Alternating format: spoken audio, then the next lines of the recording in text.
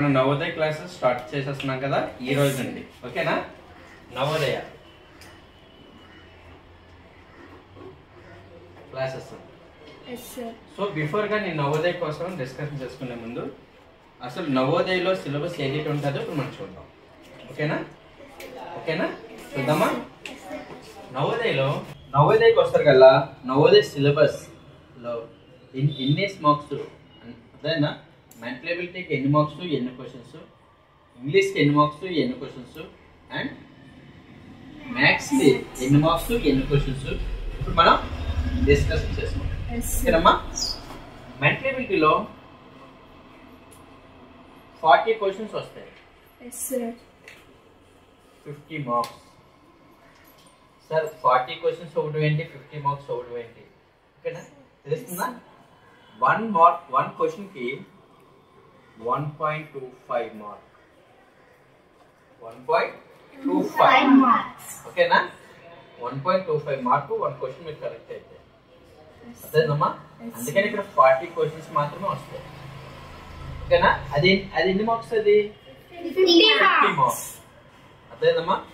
And English 20 questions వస్తాయి, ఇది 25 marks, అదేనా? ఎందుకంటే ఇక్కడ 1 క్వశ్చన్ ఈక్వల్ టు 1.25 మార్క్స్ కాబట్టి, అదేనమ్మా. సో ఇంగ్లీష్ 20 క్వశ్చన్స్ వస్తాయి, 25 మార్క్స్, అదేనమ్మా. మెంటల్ ఎబిలిటీ 40 క్వశ్చన్స్ వస్తాయి, 50 మార్క్స్, అదేనా? ఇప్పుడు మ్యాథ్స్ అర్థమెటిక్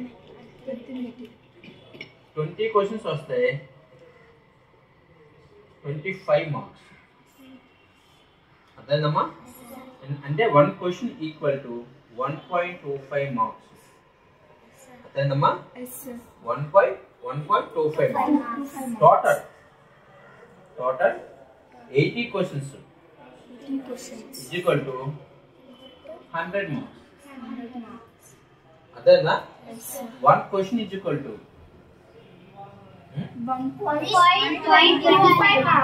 100 by 80,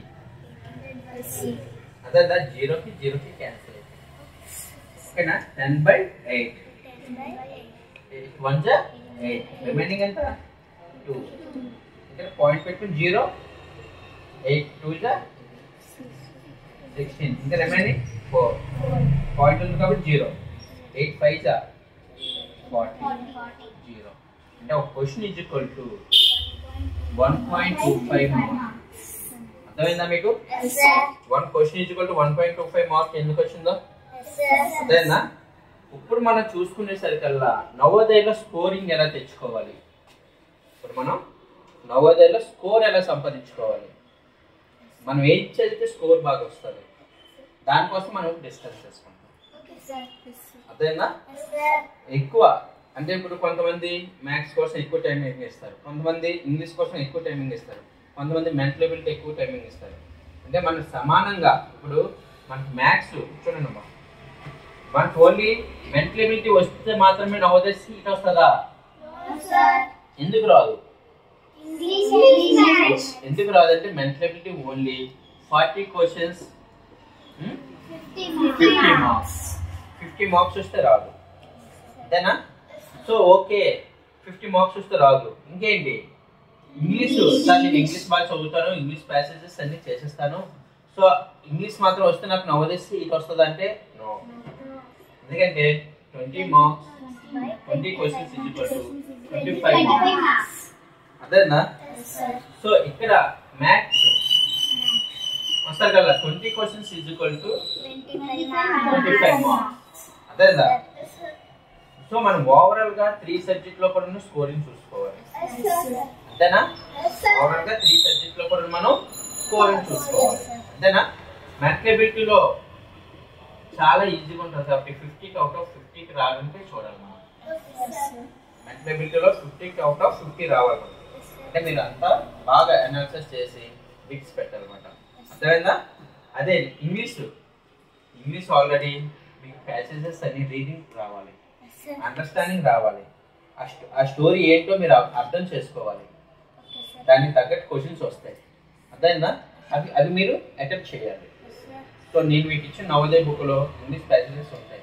మీరు అంటే మీకు చెప్తారు ఇంగ్లీష్ ప్యాసేజెస్ అవన్నీ అవుట్ అని. సో మీరు కూడా అంటే ఇప్పుడు నుంచే ఇంగ్లీష్ రీడింగ్ స్కిల్స్ బాగా ఇంప్రూవ్మెంట్ అవ్వాలి. ఒక మ్యాటర్ చదివినప్పుడు ఆ మ్యాటర్ మీనింగ్ మీరు అనాలిసిస్ చేయాలి. అదేదా దాని మీనింగ్ తెలుసుకోవాలి. ఓకే ఇది స్టోరీ అనేటువంటిది. ఓకేనా? ప్యాసేజెస్ రీడ్ చేసి మన క్వశ్చన్స్కి అటెంప్ట్ చేయాలి. అంతే కదా? సో ఆ రీడ్ చేయాలి, దాన్ని అర్థం చేసుకోవాలి. ప్యాసేజ్ రీడ్ చేయాలి, మనం అర్థం చేసుకోవాలి. ఓకేనమ్మా?